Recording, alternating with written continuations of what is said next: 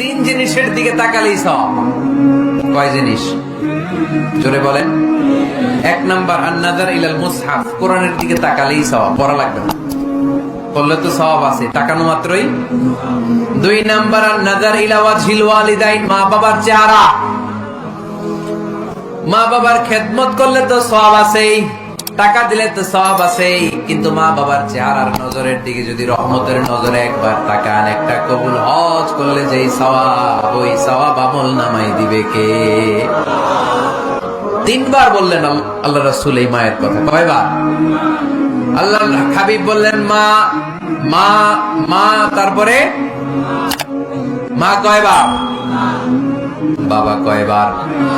তার মানে ইসলাম মাকে দিয়েছে স্বর্ণ পদক, ইসলাম মাকে দিয়েছে রৌপ্য পদক, ইসলাম মাকে দিয়েছে ব্রোঞ্জ পদক, বাবাকে দিয়েছে সান্ত্বনা পুরস্কার। ঠিক কিনা? তিনবার যদি মা হয়, একবার যদি বাবা হয়, তাহলে স্বর্ণ পদক কে? রৌপ্য পদক, ব্রোঞ্জ পদক, সান্ত্বনা পুরস্কার। সুবহানাল্লাহ খেতে বললেন না?